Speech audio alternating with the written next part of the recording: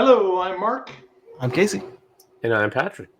and today we're going to talk about hardware. AI6 coming down the pipe. But first, Casey's going to roll that title card. Can you dig it?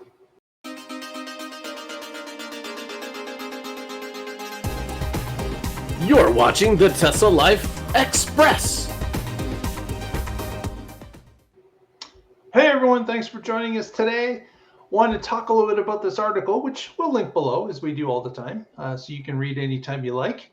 But this article is about Tesla and Samsung signing, get this, a $16.5 billion deal to produce the next gen AI6 chips in Texas somewhere. Wonder if it'll be part of the Giga Texas greater area, if it'll be a separate building, a separate area, because Tesla sometimes does that.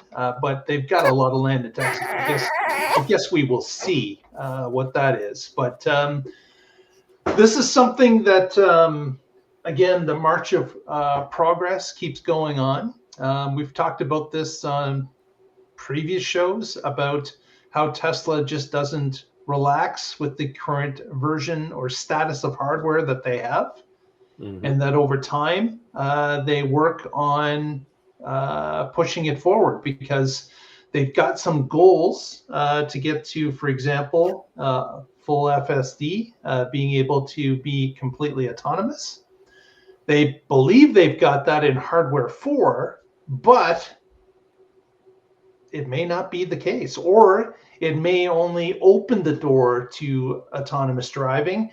And in order for it to be even better, they need additional hardware to be able to go faster or do more spins or whatever. It's going to have to jump some higher hurdles as the days, months, weeks, and years go along. So they're always working on the next gen.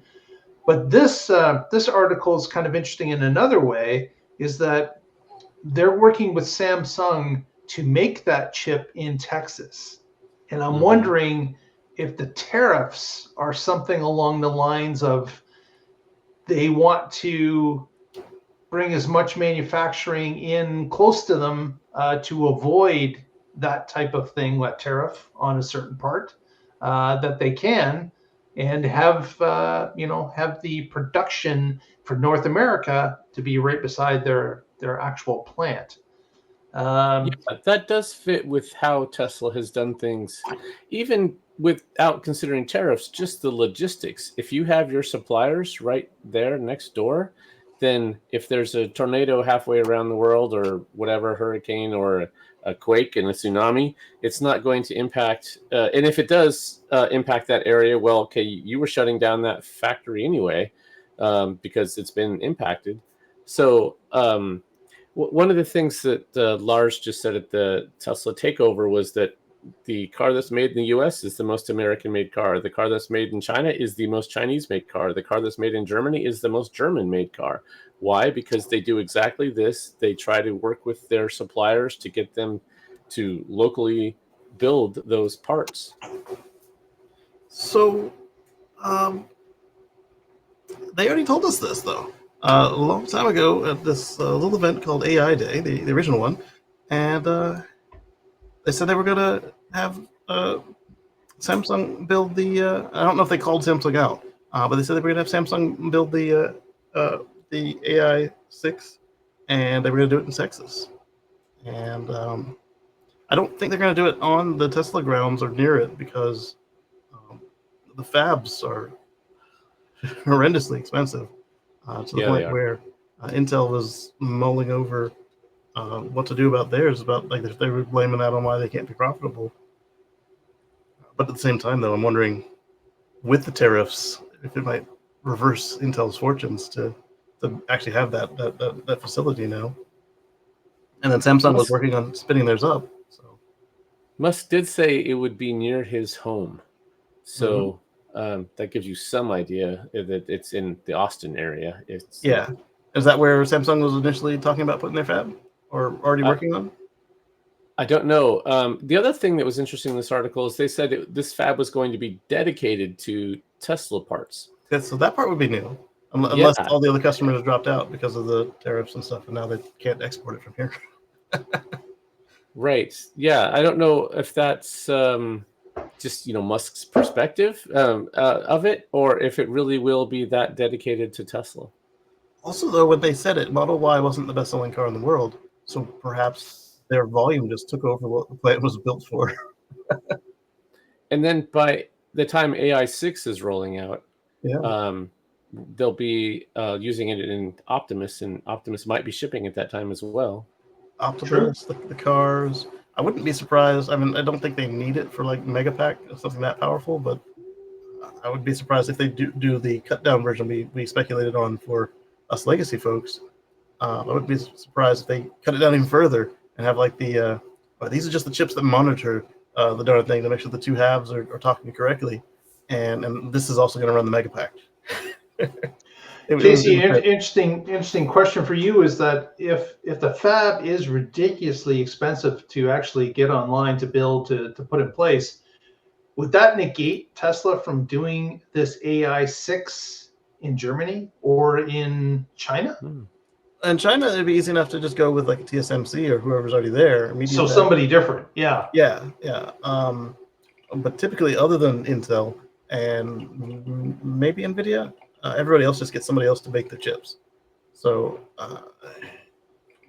but also with the amount of chips that Tesla is needing, it wouldn't be out of the realm for them to like buy an old one and get it refitted to the new process nodes. But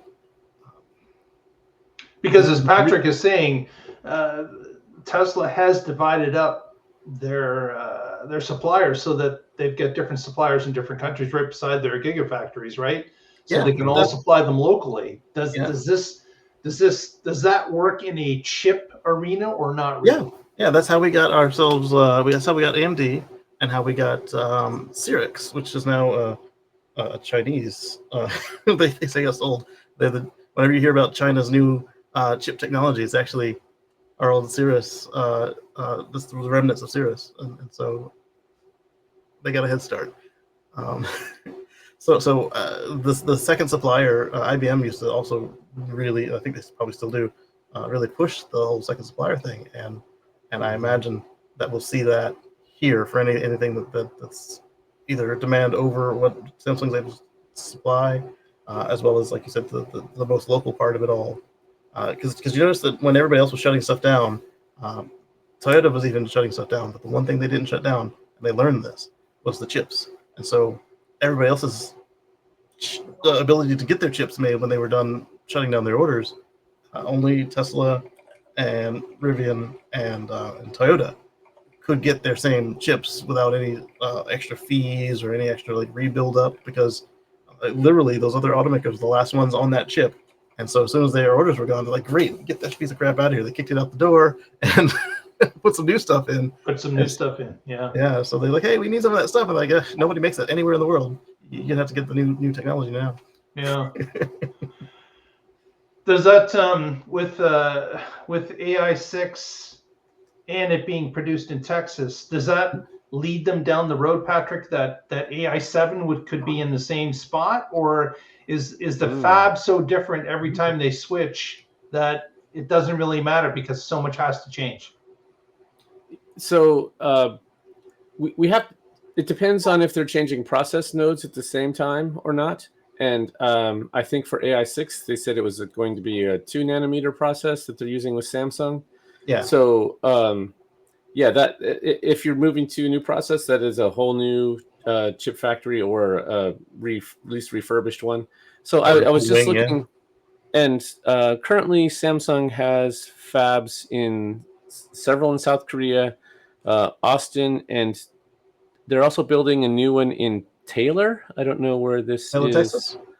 There is a Taylor, Texas, but $44 billion facility is under construction. Is expected to start production this year, initially with 4 nanometer and later upgrading to 2 nanometer to compete with TSMC.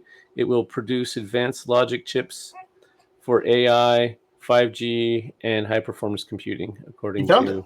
That's the one. the AmericanProgress.org. So anyway, and they also have 3 fabs in China. So I didn't see anything about Europe though. So my guess is that they would not build a new one near Giga Berlin for this. They would just import them from one of the existing spots. So this mentions to compete with TSMC. So TSMC is planned to make AI5, and right now what's shipping is AI4. And so we haven't even seen AI5 yet in the market, and they're already making these plans for AI6. Like you said, Mark, they keep pushing forward, and they know enough to start the design of what limitations they're seeing. They've got enough benchmarking of what AI is going to look like to see what they can do to improve that. And they're still pushing hardware 4. We just heard about how they can 10x the parameter count, not just 4x it, but 10x it. And that's usually memory bandwidth that constrains that. So that's obviously one of the things they're going to be improving significantly in AI5. Yeah. So it's interesting that, and we don't know what AI6 contains, right? There's no specs on it. Like they probably have specs, but they're not telling us what that is. They're just starting to break into what AI5 will be. Right. Yes, you want to get AI5 deployed, see where it's having bottlenecks, and then you try to work around those. But at the same time, you also say, okay, well, these are the architectural limitations. Let's see how we can fix those in the next gen. Yeah, you gotta build out your prototypes. You gotta first you gotta get them to the point where you can make them. So tape them out, and then get your lithography all set up, and then then you gotta test it and make sure that it actually works correctly, and then make your changes. And what better way to start is to have the first couple good runs of your old one, and see how your team likes it, and then you've got to build up an inventory, and then you got to test the inventory to make sure it actually does what the prototype did. And I was always amused by I'd get a brand new Intel chip in the box, and it was like this year, and they'd been advertising it, and like day and date, and then I look at it, and the copyright was like 3 years before. It was always amusing to me, and I liked it. So this is one of the things I really like about Tesla. So they don't just have people in architects trying to design it. They actually are using it. It's the same SpaceX method, right? Where we think this is going to work. Let's build a rocket and fire it off and see what happens.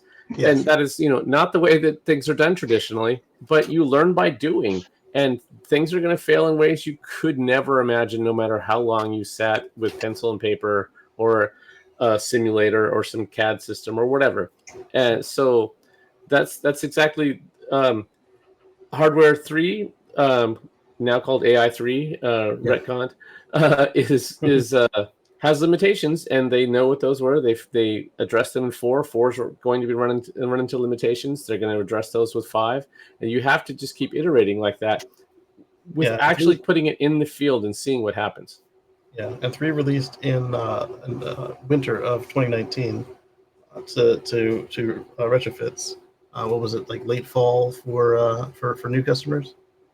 And it's not that they're not doing the Tesla thing there and going as fast as they can, but you have to have the facility, as you mentioned, Patrick, or build up a wing of the facility, or have one ready to shut down and switch it out. It's all a delicate balance of logistics and high dollar.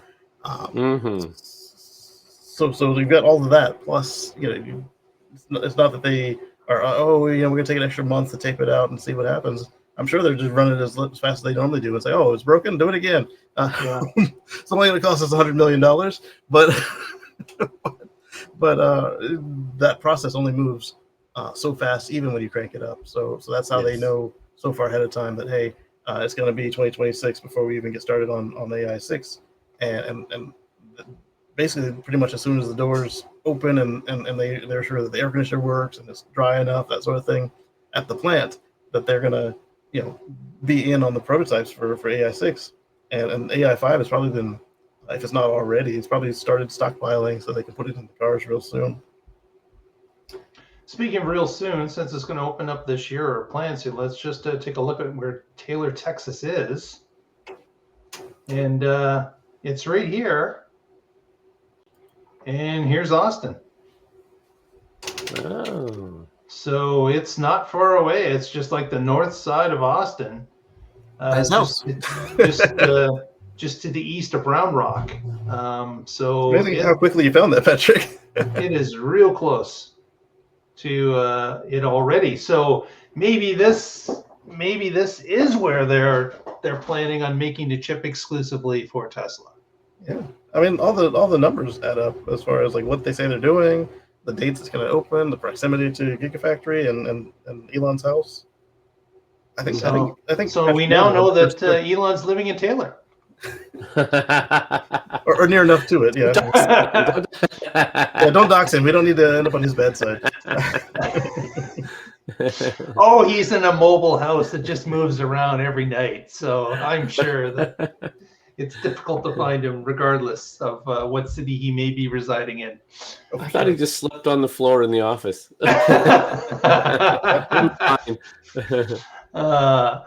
Well, that's kind of interesting. We'll certainly keep our eyes on this as this plant opens, and we'll share details as time goes along. But it is interesting again that Tesla just does not sleep. They just keep going. A lot of companies would, once they achieve a certain goal that they've been trying to do, that's the end of the line. They continue with status quo.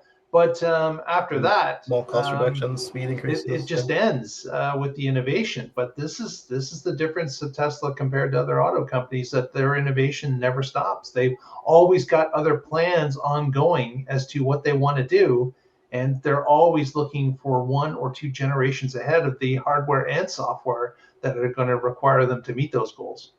Yeah. So we speculated that we're going to see AI5 first launch on the Cybercab. Mm-hmm. But when do we think? Like, is it going to kind of go to the fleet like real quick, like we saw before, or trickle it out? And then with 6 on its tail, they said that if 5 is what they need, or 4 is good enough, they're not going to do any more retrofits for anybody. Correct. So would 6 be basically just the best thing they have yet, plus the mobile data center on the road, not necessarily in the cloud, but data center in the road, and and it could be the March of Nines, Casey. It could be that that we've got it to the point where it's 9 times better than humans.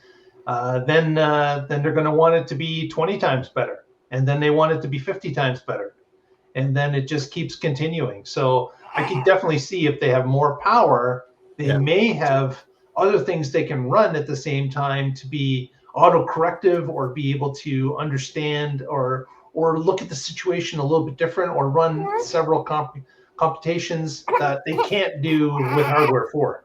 Right. I was watching this weekend after the chat. I saw a showdown of 36-ish models of cars available for sale in China with ADAS. Some of them had various levels of LLMs and AI, and some of them were much more simple. And out of the gamut of tests they ran, I was really keen to pay attention to the Model X. Looked like the Plaid edition they had. It wasn't a Plaid, but the Palladium was the not Guava, was it? But that early one, because it appeared that it was running hardware 3. It didn't appear it was running hardware 4. And then they had the new Model 3, the Highland, and it was clearly running hardware 4, because they all are. And it was interesting to see the difference in performance on the 2 tests, well, the 2 vehicles on the various tests. And it was kind of interesting. I had to watch. It was like 90 minutes long, and I watched it all with the captions on because I don't speak Mandarin. But the way they set it up was quite interesting. It was like you get 3 lives, like a video game, and they had they had the one test driver for all of them. So I'm sure he needed some tweaking after it was done, because some of them did not perform well in the test. I'll call it that way. And then they paid somebody to do some translation on it, because whoever it was a Zoomer. It was all really hip translations, but it all looked perfect. So it's like, I don't know where the slang was coming from, but I was amused by that as well. But Yeah. So to see the difference just between hardware 3 and hardware 4, and then between those two and the entire field, something else.